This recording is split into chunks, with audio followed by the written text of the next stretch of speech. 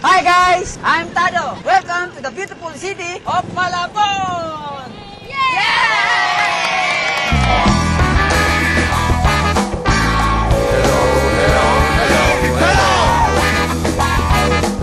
Sino ba ito? Sino ba ito? Sino ba ako?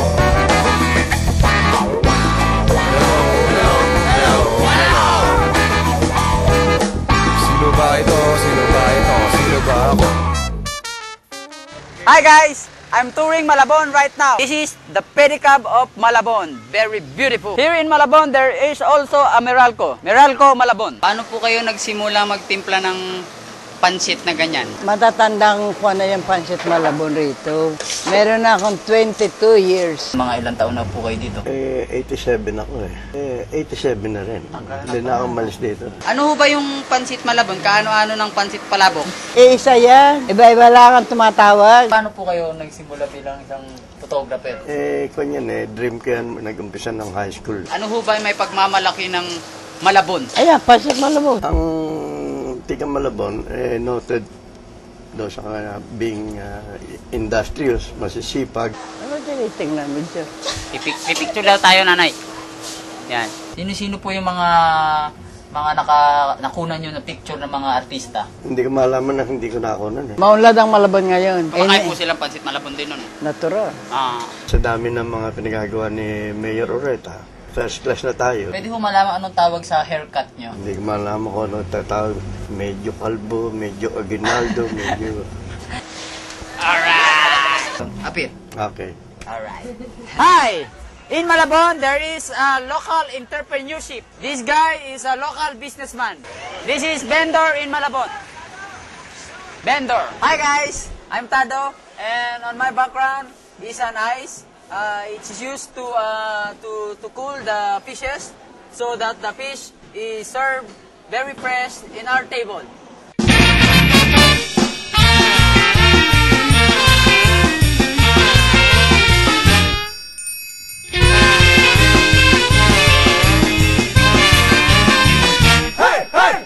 Hi guys!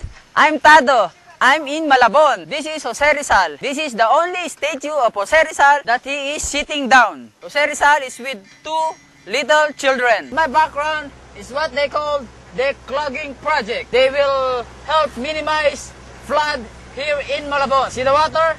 It's just flowing outside and it will return eventually. But it will came outside again. It's a long project and actually, technically, I don't know how they did it, but it's hard. Ano ho bang purpose nitong building na yan? Ito ang sports complex. Binigyan ng halaga ang significance ng sports sa development ng ating mga kabataan. Talagang dito kasi nilang sa Malabon? Oo. Totoo ba yun? Basta driver, sweet lover? Medyo. Medyo. Nakakala niya, huwag ka lang papahuli. Huwag ka lang papahuli. Talagang hanap buhay mo dito sa Malabon, pagmamaneho? Oo. 25 years. Ano yung tsura ng Malabon noon? Noon konting ulan lang baha. Ngayon, bumaba man, madali namang umupa. Hindi kasi nakita namin yun yung Oo, yung Megadite. Pumping station. Nakita namin, ang daming pumping station palang gano'n. Laking bagay din yung hindi ka binabaha. Bagay. Makakatakbo ka, makakabiyahe ka. Sa may release sa Teneros. Ano meron doon? Na-relocate na, di ba? Dahil gagawin yung LRT, nirelocate ni Mayor? Oo. Saan nila nirelocate? Sa Pangulo Malabon. Ang tanggal po kayo sa release. Tapos dito po kayo nakatira. Sino po nag-relocate sa inyo dito? Mayor. Ito ba may coding din? Wala. Walang coding. Kasi ano lang to pang loob lang to, hindi pwedeng. Dito. Linis sa trapiko, sa basura.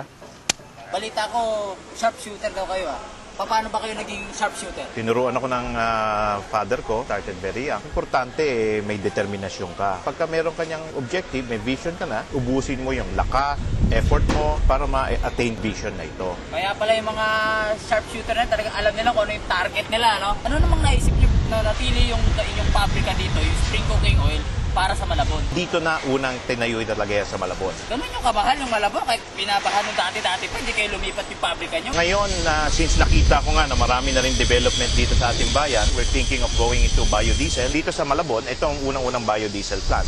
Ibig sabihin, pag nag-expand kayo, magdadagdag kayo ng pabrika, kailangan nyo ng mga tao, kailangan nyo ng manggagawa. Yes, definitely. Malaking bagay sa amin yung mga ginagawang development ni Mayor Tito Oreta dito.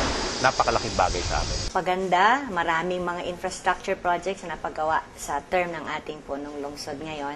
Katulad ng ating City Hall na soon to be 11-story building. Very soon, this year, makakagamit na tayo ng 11-story na City Hall. Ano ba nagagawa ng pumping station? Bumaba rito, malaki wala itutulong na ho sa amin. Hindi ho katulad nung dati na wala kaming bomba. Bomba! Ilan ho ba ang ganito sa Malabon? Nasa 16 na ho. 16. Dati ho na nilulubog ho itong bayan ng Malabon, ngayon ho hindi na. Dahil nga ho sa tulong ho ng pumping station na to, naialis niyo ang tubig ho sa mga karsada. Programa ho ni Mayor Tito Oreta. Kay Mayor Tito. Any birthday wish? Sana ho, wag na ho kami bayan, palalo ho dito. Kuya, ano ba ang laman ng nito, pinto na to? Yan ang laman yan yung pinakamakina ng bomba. Bomba! Yan ang humihigop ng tubig mismo. Bomba, humihigop. Pwede bang masilipan yung bomba? Makina ho. Makina. Wow! Bilang- Bomba! Bomba! Pagka ho, malaki-malaki ho tubig, Malaki, tsunami. tutulong na ho dito sa isang bomba. Ito yung bomba 1. Ito. Ito yung bomba to ho. Bomba 2. Bomba 2! Yeah! Ano ba gawa yan? Gawa rito di sa Malabon. No? Made in Malabon! Hi guys! This is Jeepney Terminal here in Malabon. Here in Malabon, you can buy very cheap product. Len, ano ba talagang problema ng Malabon? Madaming problema ang ating lungsod. Isa na dito ay ang problema natin sa kalusugan. Ma'am Titas, ano pong tawag sa opisina na to? Ito ang City Social Welfare and Development Department. Sa maikling salita, DSWD. Kilala kami sa tanggapan ng DSWD. Hi guys, this is the next house. Will the mayor visit? Musta, ano pong pakiramdam na binibisita ng isang mayor? Masaya. Huwag po kayo umiyak.